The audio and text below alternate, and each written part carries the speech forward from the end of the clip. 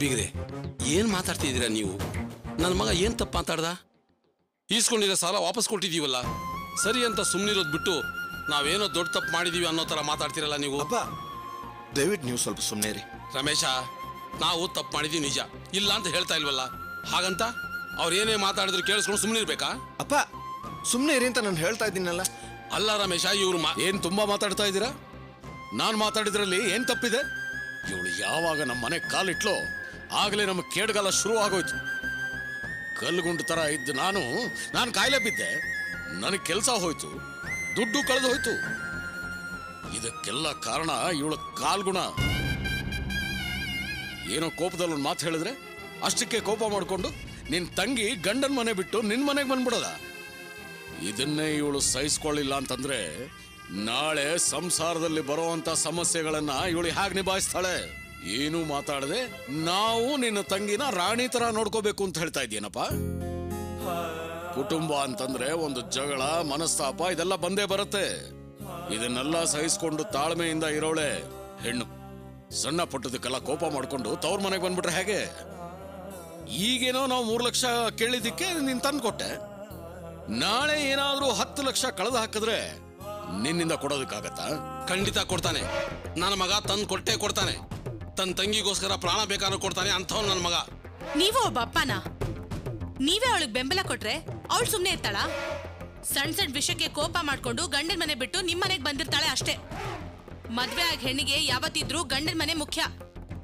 ಅದನ್ ಬಿಟ್ಟು ಚಿಕ್ಕ ಪುಟ್ಟ ವಿಷಯಕ್ಕೆ ತವ್ರ ಮನೆಗೆ ಹೋಗೋದು, ಅಲ್ಲೇ ಒಂದಿಷ್ಟಿನ ಟಿಕಾಣಿ ಹಾಕೊಂಡಿರೋದು, ಇದೆಲ್ಲ ಒಳ್ಳೆ ಹೆಣ್ಮಕ್ಳು ಮಾಡೋಂತ ಕೆಲ್ಸ ಅಲ್ಲ. ಅಕ್ಕ ಸ್ವಲ್ಪ ನಿಲ್ಲಿಸ್ತೀಯಾ?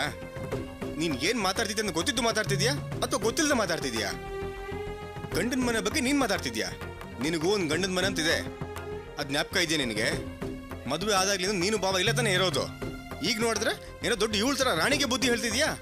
ನೋಡ್ದೆ ಚೇತನ, ಎಲ್ರೂ ಎದುರಿಗೂ ನಿನ್ ತಮ್ಮ ನಿನಗೆ ಅವಮಾನ ಮಾಡ್ತಾ ಇದ್ದಾನೆ, ಈಗೇನ್ ಮಾಡ್ತೀಯಾ?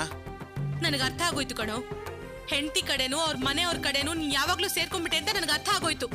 ನೋಡಿದ್ರಪ್ಪ, ನಾನು ನನ್ ಗಂಡ ಈ ಮನೇಲಿ ಇರೋದು ಅವನಿಗೆ ಇಷ್ಟ ಇಲ್ಲ ಅಂತ ಹೇಗೆ ಹೇಳ್ದ? ಎಂತ ಮನೆ ಆದ್ರೂ ಸರಿ ಗಂಡನ ಮನೇಲೆ ಬಾಳೋದನ್ ಬಿಟ್ಟು ನಿನಗೆ ಇಲ್ಲೇನ್ ಕೆಲ್ಸ ಅಂತ ಅವಮಾನ ಮಾಡ್ತಿದ್ದಾನೆ, ಅದು ಇಂಥವ್ರಗಳ ಮುಂದೆ. ಇನ್ಮೇಲೆ ನಾನು ಈ ಮನೇಲಿ ಇರೋದಿಲ್ಲಪ್ಪ. ಹಿಡ್ಕೋ ಈ ದುಡ್ಡನ್ನ. ರೀ, ನೀವ್ ಹೋಗಿ ಬ್ಯಾಗ್ ಎತ್ಕೊಂಬನ್ರಿ, ನಾವ್ ಹೊರಡೋಣ. ನಿಜ ಹೇಳ್ತಾ ಇದೆಯಾ ಚೇತನ? ಹೌದು, ಹೋಗಿ. ಚೇತನ, ನೀನ್ ಯಾಕಮ್ಮ ಈ ಮನೆ ಬಿಟ್ಟು ಹೋಗ್ತಿದ್ದೀನಿ ಅಂತ ಹೇಳ್ತಾ ಇದೀಯಾ? ಇಷ್ಟೆಲ್ಲ ಅವಮಾನ ಆದ್ರೂ ನಾನು ಈ ಮನೇಲಿ ಇರ್ಬೇಕೇನಪ್ಪ? ನಾನು ಹೋಗ್ತೀನಿ, ನನ್ ತಡಿಬೇಡಿ. ಏಯ್, ದುಡುಕ್ಬೇಡ ಕಡೆ, ಏನೇ ಇದ್ರು ಆಮೇಲೆ ಮಾತಾಡೋಣ. ಅಮ್ಮ, ಇನ್ಮೇಲೆ ನಾನು ಈ ಮನೇಲಿ ಇರೋದಿಲ್ಲ, ನಾನು ಹೋಗ್ತೀನಿ, ನನ್ನ ತಡಿಬೇಡಿ. ನೋಡಿ, ನಿಮಗೆ ಕೈ ಮುಗಿದು ಕೇಳ್ಕೊತೀನಿ, ನೀವು ದಯವಿಟ್ಟು ಮನೆ ಬಿಟ್ಟು ಹೋಗಬೇಡಿ. ಎಲ್ಲರೂ ಈ ಮನೆಯಲ್ಲೇ ಸಂತೋಷವಾಗಿರಿ. ರಾಣಿ ಮಾತಾಡಿದ್ದಕ್ಕೂ ಆಕಾಶ ಮಾತಾಡಿದ್ದಕ್ಕೂ ನಾನು ನಿಮ್ಮ ಹತ್ರ ಕ್ಷಮೆ ಕೇಳ್ತೀನಿ. ನೀವು ಮಾತ್ರ ಈ ಮನೇಲೇ ಇರಿ. ಎಲ್ಲ ನಿನ್ನಿಂದಾನೇ ಆಗಿತ್ತು. ಮಾಡೋದೆಲ್ಲ ಮಾಡ್ಬಿಟ್ಟು ಈಗ ಹೋಗ್ಬೇಡಿ ಅಂತ ನಾಟಕ ಆಡ್ತೀಯಾ?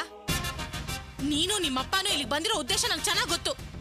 ನನ್ನನ್ನ ಈ ಮನೆಯಿಂದ ಆಚೆ ಹಾಕ್ಬೇಕು, ಈ ಕುಟುಂಬನ 2 ಭಾಗ ಮಾಡ್ಬೇಕು. ನಿನ್ ತಂಗಿಗಿಲ್ಲಿ ಯಾರು ಕೇಳೋರು ಇರಬಾರ್ದು. ಇದೇ ತಾನೇ ನಿಮ್ಮಿಬ್ಬರು ಉದ್ದೇಶ? ಅಯ್ಯೋ, ಸತ್ಯವಾಗ್ಲೂ ಹಾಗೆಲ್ಲ ಏನೂ ಇಲ್ಲ. ನನ್ನ ತಂಗಿಯಿಂದಾಗಿ ಈ ಕುಟುಂಬಗಳು ಬೇರೆ ಬೇರೆ ಆಗ್ಬಾರ್ದು ಅನ್ನೋ ಉದ್ದೇಶದಿಂದ ನಾನು ಇಷ್ಟಲ್ಲಿ ಮಾತಾಡ್ತಾ ಇದ್ದೀನಿ ಅಷ್ಟೇ. ನಡೆದಿದ್ದನ್ನೆಲ್ಲ ಮರೆತು ಬಿಡಿ. ನಾನು ನಿಮ್ಮ ಹತ್ರ ಕ್ಷಮೆ ಕೇಳ್ತೀನಿ, ಆದ್ರೆ ನೀವು ಮಾತ್ರ ಈ ಮನೆ ಬಿಟ್ಟು ಹೋಗ್ಬೇಡಿ. ಏಯ್, ನನ್ನ ತಡೆಯೋಕೆ ನೀನ್ ಯಾರೋ? ಹೋಗ ಆ ಕಡೆ. ನಮ್ಮಣ್ಣನ್ಗೆ ಹೋಗೋ ಬಾರೋ ಅಂತ ಮರ್ಯಾದಿಲ್ದೆ ಮಾತಾಡ್ತ್ಯಾ ನಿನ್ನ?